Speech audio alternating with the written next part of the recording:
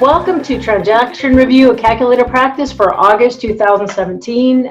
It's been a beautiful summer. I know a lot of people have vacations and family, but I sure appreciate you tuning in.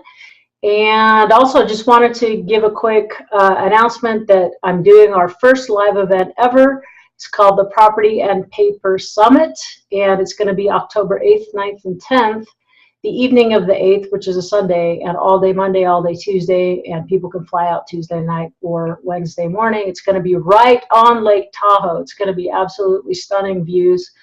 And I don't know that this website is up and live yet, but it probably will be by this weekend. So just a heads up if you'd be interested in joining us live to talk about the dance between property and paper. So for this calculator practice, I wanted to show how you can buy property and paper in the exact same transaction. I bought a piece of real estate and a discounted note all at the same time. So I just want to show you just when you learn the paper side of the business and the discounted note and how that all works, it just opens up how your mind can think about solving problems and creating win-win solutions for everyone. So this actually just closed like a week ago. And so first thing that happened is I saw this on Craigslist. I saw Craigslist for sale by owner, mobile on land, and $75,000, no financing because it's an older mobile home. Even though it's affixed to the land as real estate, it's a 1968 mobile home. You can't get traditional financing. So she says you're going to have cash. And so I called her and went over right away, had a talk with her, and I had kind of established value before I got there. So I just kind of want to go through it. Instead of talking, I just kind of want to go through it. So first I just go and I type in the address right into Google. So this was 2772 Kit Sierra Way, Carson City, Nevada. And, first thing, I can get a ballpark now. I know exactly what part of town it's in. And, I can pull up the Google Earth view. I get a quick bird's eye view of the property and the neighborhood. So that's like the first thing I do is just pull it up on Google, see everything that comes up about it. As you can see, it's it's a quarter-acre lot, so almost 11,000 square feet. And of course, if I worked with this, I could turn around and look at everything with Google Earth. That's not what I'm going to do. Next thing, I like to go to ePraisal. So, and I'll just type it in so people can follow along. ePraisal.com. It pulls it up.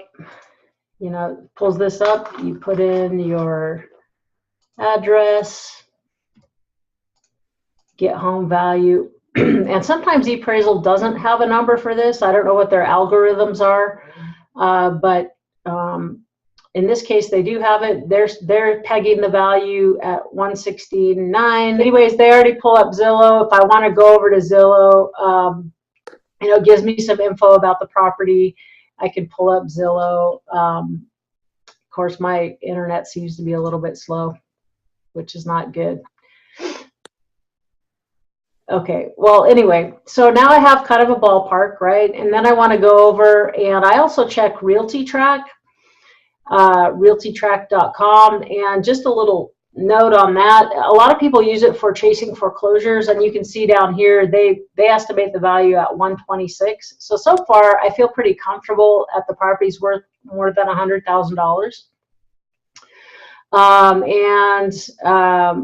But anyway, I didn't want to, since I don't chase foreclosures that much, I was going to cancel the service because I couldn't remember. I think it was $49 a month. I can't remember what they're charging me. I go, I've got so many revolving charges. But then when I went to cancel, they said, oh, you can stay on for like 10 or 20 bucks a month. So I did that. I also pull up Property Radar. It's another paid service. In this case, they don't have an opinion of value, but they tell me who owns it, some information about it. assessed value 14,000. Not unusual that it's way, way lower than market value. What they estimate the loan balance to be, probably they're guessing it was a 30-year loan. In this case, it was not. Purchased for 60,000 in 2011. And then I want to try to see if I can create the story. So do you guys know about Netter Online? Netter. I've heard of it. Yeah. I think I was speaking with someone and that's what he used to pull up values. Yeah. And check the state. So here it is, netteronline.com, right? And then I go to the public, I just go straight to the public records section. And let's see, usually it'll pull up, yeah, the map. Okay, so then I pressed, obviously, Nevada, because where I am, and this is the county. I'm going to press Carson City.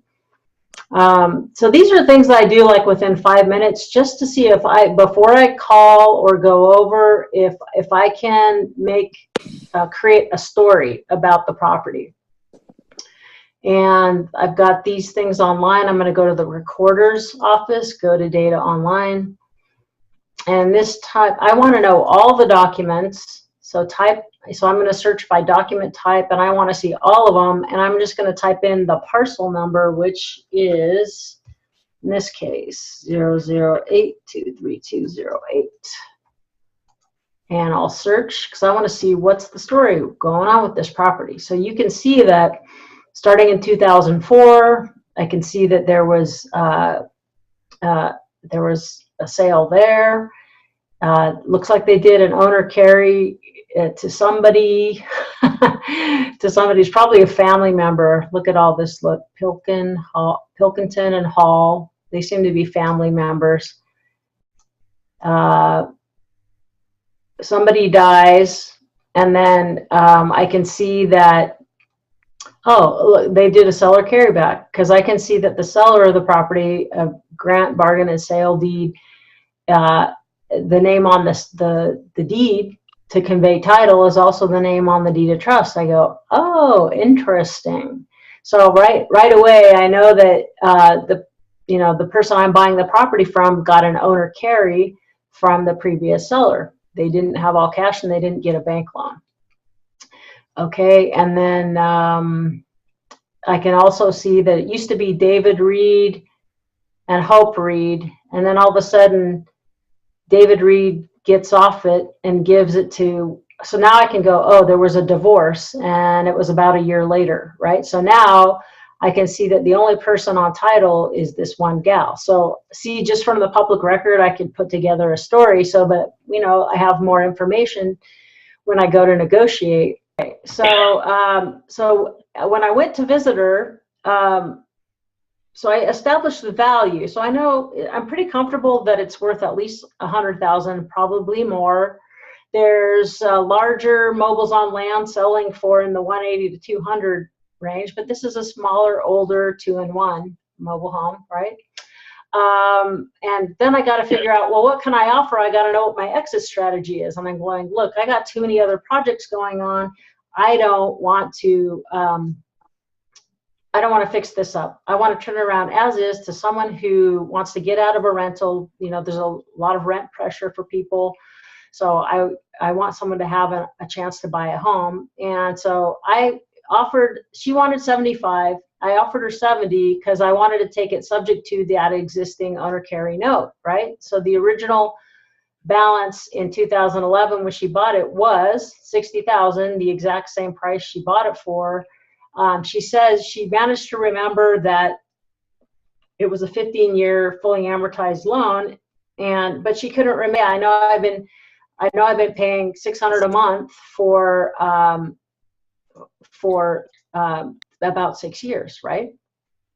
Let's see if we can figure out, without even having to have her find a copy of the note. Let's see if we can find out what it is. So 60,000 goes where? Right here into present value, right? So we know that much. We know she's been paying 600. We don't.